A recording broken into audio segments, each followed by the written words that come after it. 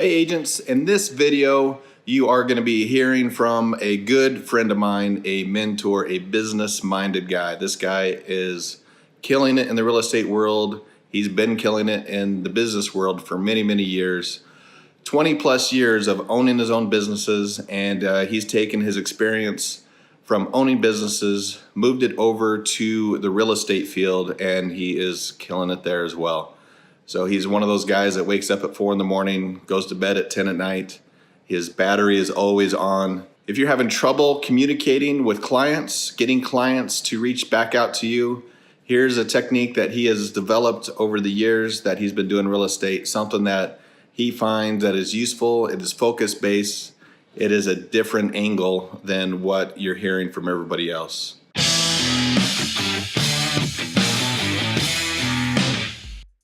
Also, this will be a series or a playlist of videos of people that I respect that are in different fields, different areas of real estate, entrepreneurship, running a business. So definitely like, subscribe, and hit that bell notification to get more videos just like this one with some details, some great training, great information. I am a online guy. I love it. I think it's fantastic, and going forward, it's only going to be more. Whatever it is today, it's going to quadruple in 5 years. That's a guarantee. This class Eric is teaching is specifically about how to nurture your online leads, how to nurture people that you get through the internet.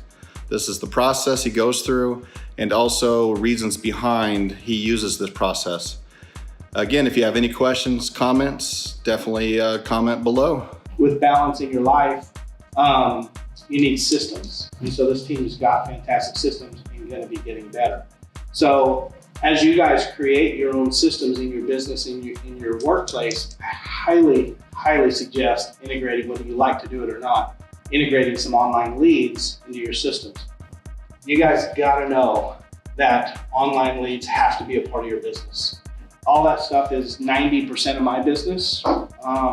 It doesn't have to be 90% of your business. You know, I want to pick up the phone and answer the next call and go show houses. That's my business model. It's not everybody's.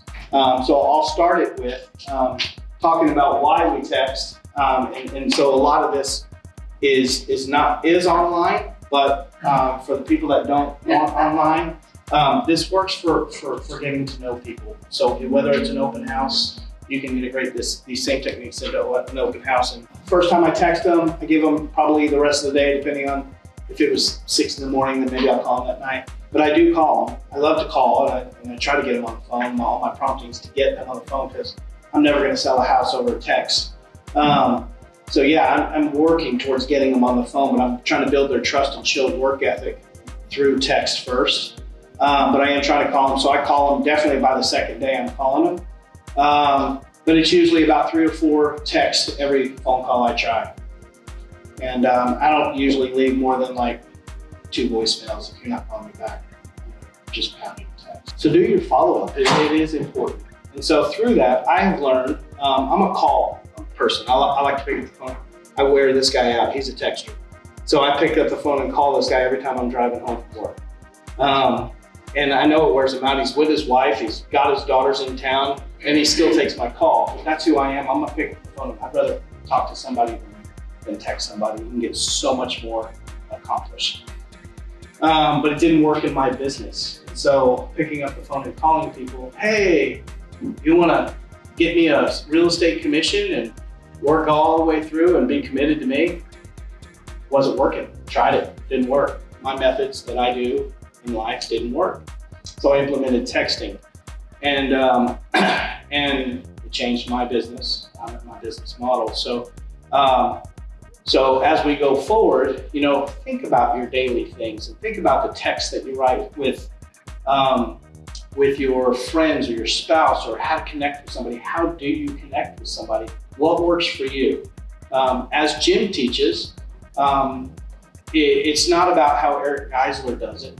It's about how you do it and what works for you. How do you connect with people? Because that's all real estate is connecting with people. And so for me, I try to make it, I try to text as I am to connect with people, to make it as personal as possible. So I only use my first name. Hey, this is Eric. So the house on 123 Main Street, what's a good time to go see it? Or I don't even leave it as open as that. I'll read you some. So here's Mariah. Hey Mariah, how's your afternoon going? Question mark. The house on Jasper is vacant. I can meet you, in the next hour or later this afternoon. What's better for you? Question mark. So who is this guy? Who's Eric? And so this was the sync lead. Came in. I've got Mariah on here, a pre-qual right now. Multiple texts, nothing, silence, crickets. I get that probably 80% of the time. You have to take that as, oh, awesome, they're talking to me. So it's about personality and attitude. Awesome. And then even though I am a caller, and I still call DirecTV and wait an hour on hold instead of going online to set up a service request because I want to talk to someone, right? So even though I'm still that guy, so that's a real estate thing that we actually answer the phone. People don't answer the phone. My wife has probably 250 voicemails on her phone. She refuses to listen to voicemails. This is 2019. This is where we're at. It's too much work to listen to a voicemail and call somebody back. That's life. That's, everybody's busier. Everybody's busy. So the text is getting to them. They are reading it. So my approach on it is I treat it like we're friends, okay? I am your agent. I have that mental thought in my head that I got this lead, I'm your agent, I'm paired up with you. It's you and I, we're gonna go do this together. And that's my mindset. And I think mindset's everything, not, man, what can I do to get this? And so I start talking to him. Probably Casey laughs at me. I start talking to him like we are friends, and I get personal with him, hey, I know you saw the house on 123 Main Street. This one was Jasper. Hey, the house on Jasper, that same floor plan is two streets over on Cantina. When we go, whether it's today or tomorrow, let's go see that one as well. It's vacant. It's a great floor plan. Okay, so what am I doing? I'm working for them. I'm showing them my work ethic through text. She hasn't even responded to me yet. I'm already talking about house too. I'm in it. We're connected. And I'm giving them that message that we're connected. I am your agent. And I'm gonna show you how hard I'm gonna work for you through text. How do you do that? There's another one 2 streets over. We can go see both at the same time. Okay, it's vacant also. He is looking it up. This guy knows and is doing it and is showing that. And so, these online leads, you get them online and you're showing them houses and stuff, there's so many other agents hitting them up because they're not just on realtor.com. They're looking at Zillow. They're looking at Redfin. They've clicked on a house before and had 4 agents call them. So they've got a slew of agents. So I saved a picture from this morning, actually. So a client I have under contract, should have brought something to put this up on screen. I sent him an email for him to sign a Benzer. And so he's like, I didn't get it. I was like, really? I sent it like 3 times. And he sent me his email address. I said, I know your email address. And so we sent back and forth the email address, and he screenshotted his inbox here. And I'll show it to Jim, but he's got lists coming in still that same day from another agent. Megan, y'all may know her, Megan Phillips. You know her? No, I just think that's funny. So he's still got agents contacting him. This is today. We're at Benzer. We're done through, we're inspection period almost over. Today is inspection period over. And he's got other agents emailing him. And so I've been working with this guy for 6 months.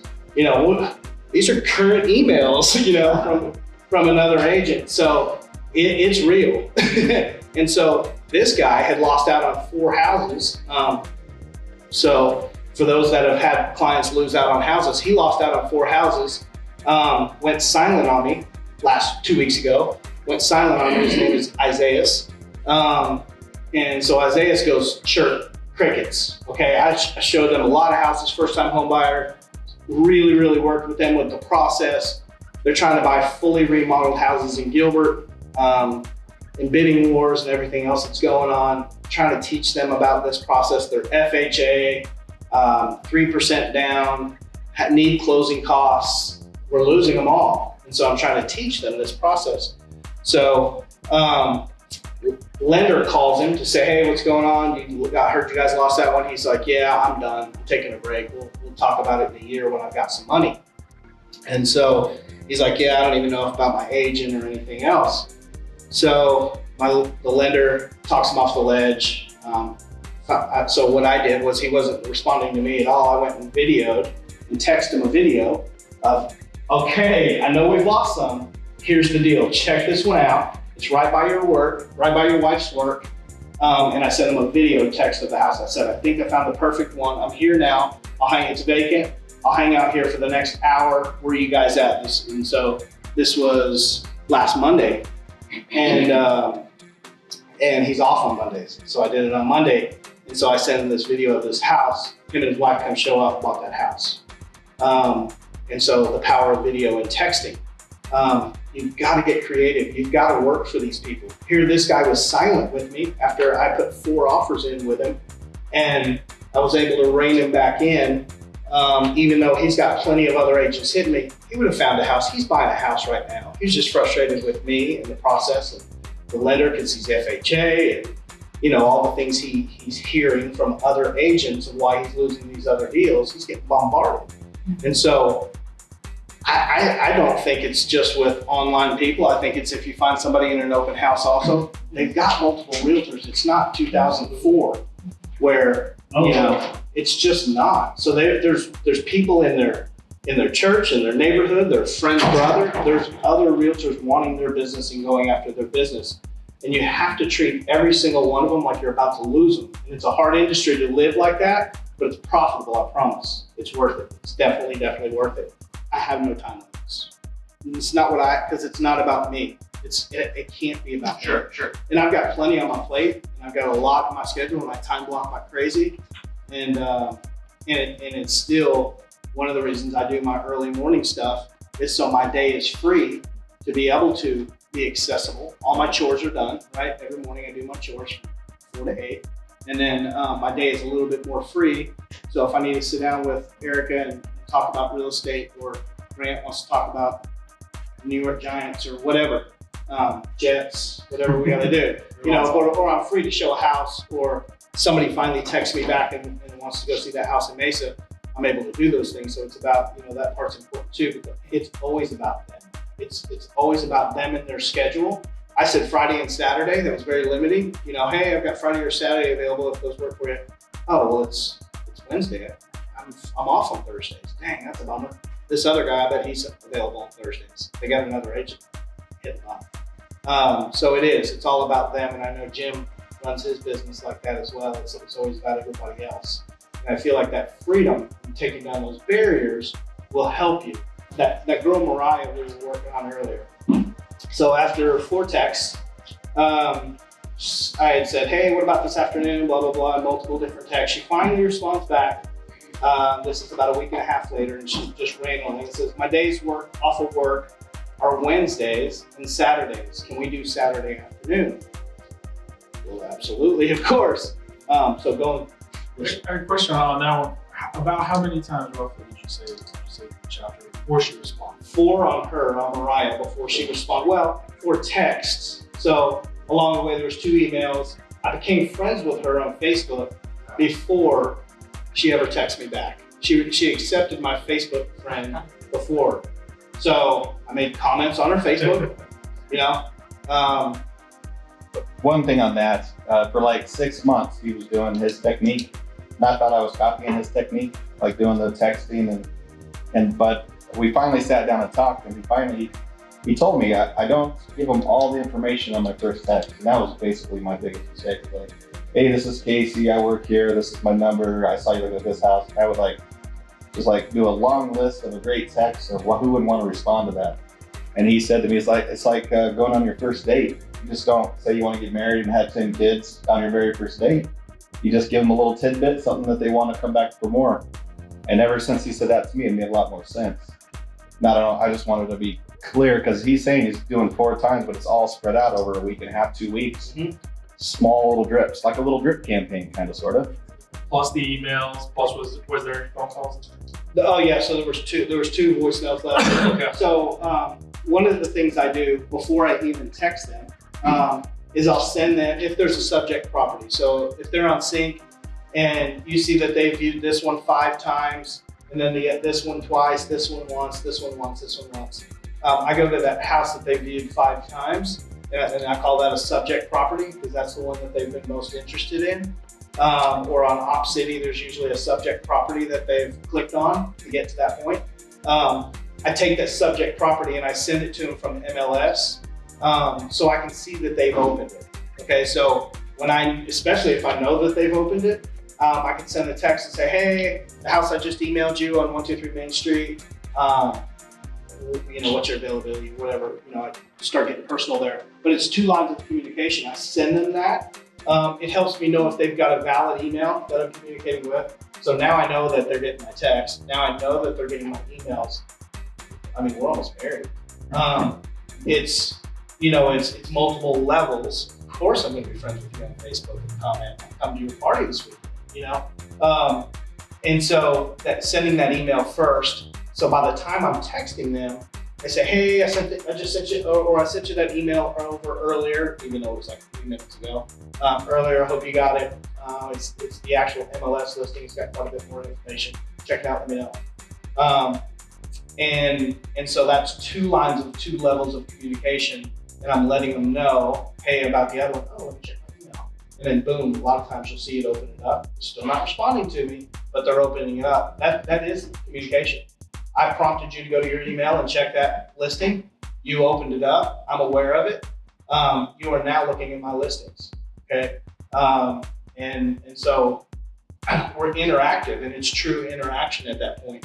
It's no communication, but interaction.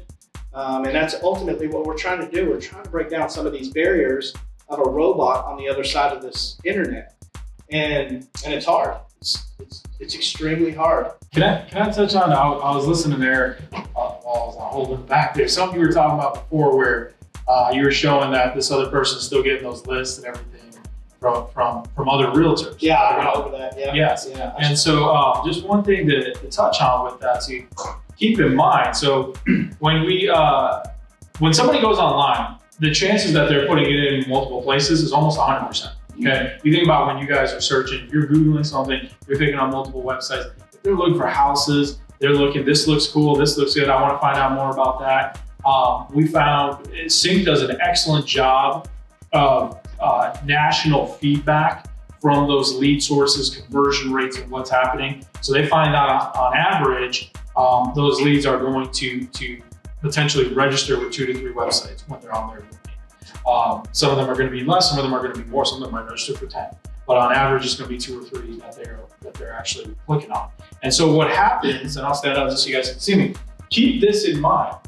When we talk about in the open houses, we're doing an icebreaker because we always compare it to retail environment. You walk in a store, somebody walks up to you right away, can I help you? No, I'm just looking. But you get that icebreaker out of the way, then you go through the store. Then as you're getting a little bit more serious, you might have a question, you might go back and ask it somebody, an associate at that time, and complete your sale. It's the same concept we say in the open houses, and this translates to the internet as well. So if I've now gone on and I'm just looking around and I've registered on 2 or 3 websites, my initial reaction is, wow, I just got 2 or 3 people that reached out to me. I'm ignoring them. I'm just looking. I'm not going to respond to you. And so what will happen is they keep looking. They keep looking at those lists. They keep looking at the houses, but inevitably the other 2 realtors stop following up. And so what happens is when Eric here reaches out on the 8th, 9th time, he gets a response because now she says, yeah, I'm ready to talk to somebody.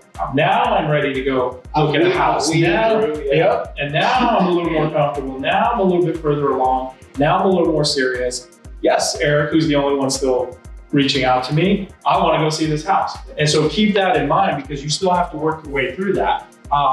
The other thing we get from Sync is just by continuing the text, 99% of the time, you're the only one still reaching out to them. The numbers are ridiculous. 30% of the leads that go in there never get reached out, not even once. 60% of them will never get reached out more than 1 time. And after the 3rd time, it's over 80 to 90% of them no one is reaching out. And so if you are still reaching out beyond that, you have a 90+% chance you are the only one reaching out to them at that point. So just keep that in mind as you keep going. Absolutely. And So I'm going to go through another one here. This is going to buy a piece of land from me. Good evening, Manju. This is Eric. So this is a Realtor.com lead. You're a Realtor.com partner. So it's just a Realtor.com lead, and I called him my partner. So a Realtor.com partner. What other info can I get you on the property on Cloud Road? And question mark, question mark. And then next to the cloud, I got an emoji of a cloud. Okay, a little bit personal, trying to let them know, hey, I'm a person. Nothing. Hey, I just emailed you the MLS listing of it, along with 3 others that I know about. I'm known as a land specialist on my team. What's a good time we can chat? So that's something I always do, is I always ask them, when can we chat? That's in almost all of my texts. I want to talk to you. Let's discuss this. Let's have a conversation. What's good for you? Still nothing. Hey, let me know if there's anything, and I said it just like that. Hey, this is the next day even. Hey, let me know if there's anything I can do to help you. I'd love to talk to you about some different land options for you to build a house on. So he texts back. That was on, the last time I text was Wednesday, March 13th. And he texted me back on Friday the 15th. It says, hey, Eric, let me know if this is a good time you can call. This is 3 days later. Picked up the phone, called him, and there's no more text after that. We've been talking on the phone ever since. So we met Monday morning at 6 a.m. at a piece of land over off of Gilbert and Chandler Heights. And it's from follow up, and talking to him. And so if you go to my Facebook, you can see that we're friends on Facebook. There's only one person with that whole name in all of the world on Facebook. So I made friends with him on Facebook as well. It's something I do. You don't have to do it. It's on my personal page. It's one more level of communication. I'm trying to find friends with him on LinkedIn as well. So we get a Realtor.com lead, $1 million property. Guy wants to buy $1 million property. Fake name, fake email, but the right phone number. So I took the call first. Email came in, I can't remember, I think it was like 8 in the morning or something like that. I texted him February 18th, 8:14 a.m. Cedric, the home on Blackhawk Drive, I can show you this morning. I could be there in about an hour, which is 9:15. Does that work for you? Oh, by the way, this is Eric, your agent. So he says, 3 minutes later, good morning, Eric. Yes, that would be perfect. I will be coming from the gym, so please excuse my appearance. So I couldn't make it. I had prior commitments, so I called Casey. Hey, can you be here in an hour and go show this house? So I teed it up. Casey's gonna go work with this $1 million client. Go make it happen. I said, yeah, all good, Cedric. We will be over there. I said, we will be over there to meet you about 9:15, because I already had communicated with Casey. And that was my handoff. Answer any questions you might have about it. He says, is it possible to see what cost that as well in that home? But he also owns a home that Casey did some digging and research, because he gave us fake names and fake emails and stuff. Casey had to do some research to find that he owns a house worth six something in Seville, yeah. 650, I think, 600, 650 in Seville. He's still possibly on the road for a buy sale.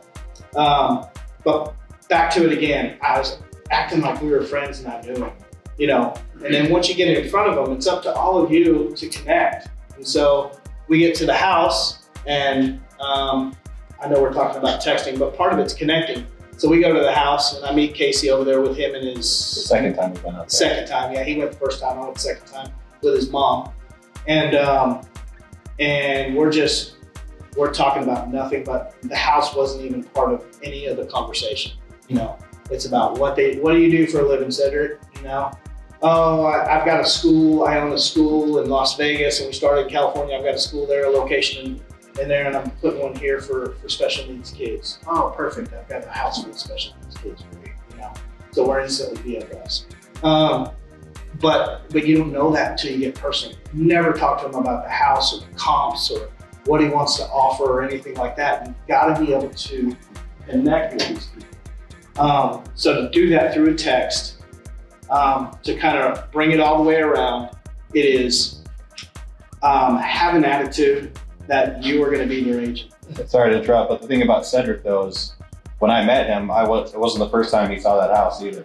I was the third agent that actually showed him that house. He's been third looking at agent. it for a year. Yep. And so he has no dedication to anybody. He just wants to go look at it, just goes on Realtor, says, I want to go look at it, and goes. So that second time we went out there, he said his name was Cedric Jones, but it was something else. But his wife had a unique name. I knew from talking to them, I knew where they lived in Seville, what street. So I went to the Maricopa assessor site, found a Cedric with a wife with that same name, found their address, and sent him a evaluation of their home. And that's what got him to come back to us again. He said, and that's gave us the second meeting with them. Well, back to Connection. Hungary, you don't, how many, you say, oh, well, how many leads are we getting? How many you get in a week? How many you get in a week? I promise you guys, you don't need more than 4 weeks, a lot to keep up on. If you do that for 3 months straight and you got 4 a week, do the math. That is a ton of people to be working. I don't know that I've had maybe 2 deals that were like right now deals, but the majority of mine are 6 months plus. So I have closings going on right now. These are all 6 to a year to whatever. I've just been grinding that hard for that long that you just build a stream of closings. They're all going to just happen. So build that, and it goes back to the hungry and doing something different and working for them. You've got to show them and teach them through texts and emails that you're going to work harder than the other 9 agents, and you're not going to give up on them. And people have the attitude that you are their realtor and have that mindset. A lot of business is about mindset, that you will end up being their realtor. And yeah, some of them are going to flake on you. Happens to me all the time, but you will have closings. Last thing I wanted to touch on is you can't do anything in real estate, I don't believe, until online wise, until you have a very good presence online. So him and I met this morning and talked about how the importance of reviews. And I've talked with some of you people about this already. There's nothing more powerful than an online presence if you're even going to remotely put ads out there, or even if you're doing a sync lead and you're not working anything else, and you're going to take some of these op cities or whatever, they're going to Google you. You've been paired with them.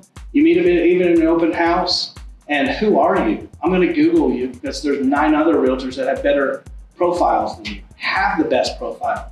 Get reviews. And it's powerful. If you're ever going to have YouTube, and Casey can talk about the power of YouTube, Google owns YouTube, and so if you're ever going to be powerful on Google, you need a business page and you need a YouTube channel. You have to have those. And so we can talk about the weight of Google, but get some reviews out there. Get your online presence. Have a great looking bio, and just build your online presence. So if they happen to be a Yelper, make sure you have a Yelp profile. You never know what somebody goes to. Have a Google profile. Have a Realtor.com profile. Have a Redfin profile. Have a all the above profiles. If you don't have a profile there, you may not be meeting that person this afternoon like they said they were wanting to. So make sure that you have that online presence and that profile, because people are going to look you up. We're getting a ton of leads through this team. We can't keep up. I can't keep up with the amount of leads these guys are providing. You have to focus on these and dial it down and take all this energy, and I'm gonna call 6 million of them, and get in there and nurture these leads. Find out what they're looking at. Find out what they want. Find out what kind of dog they have. Find out who their football team is. And that's how you nurture a lead. You need to know what football team they like. And it matters. And if you don't do that, good luck. Good luck. You may randomly, by numbers game, call 1,000 of them next week and get one that could possibly be interested in going to see a house, where you can really, really, really get down and find out the name of their kids and go see some houses this afternoon. And that is the truth. That's how it happens. How hungry are you guys? How bad do you want to check? I know you do. It's a matter of the process to get there is so not easy. It really isn't. Hope you enjoyed this video. Hit the like, subscribe button. I will see you next time. As always, I'm Agent KCG, and this is my Realty Reality.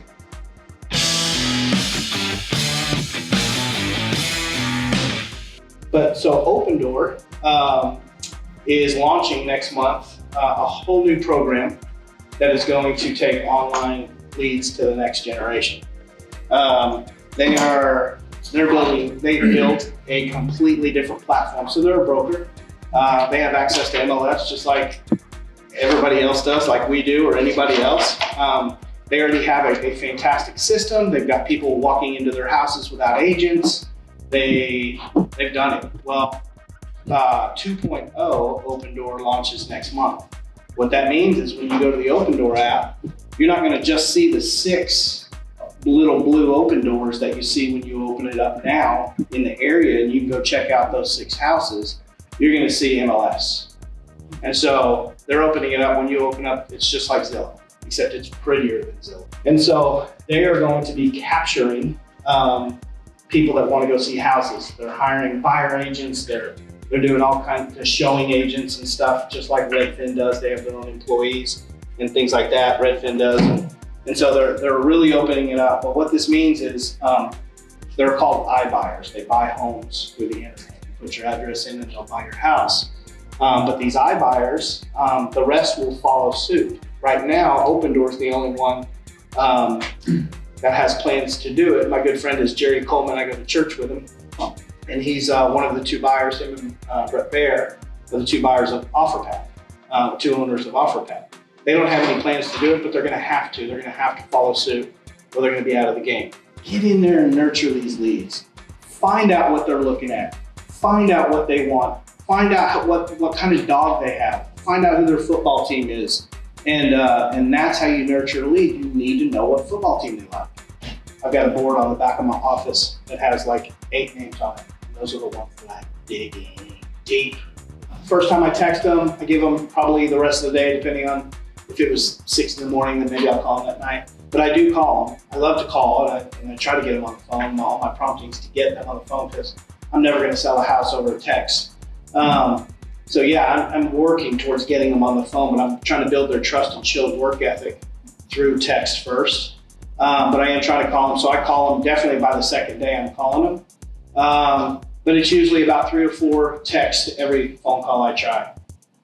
And I don't usually leave more than like 2 voicemails. If you're not calling me back, I'm gonna just pound you a text.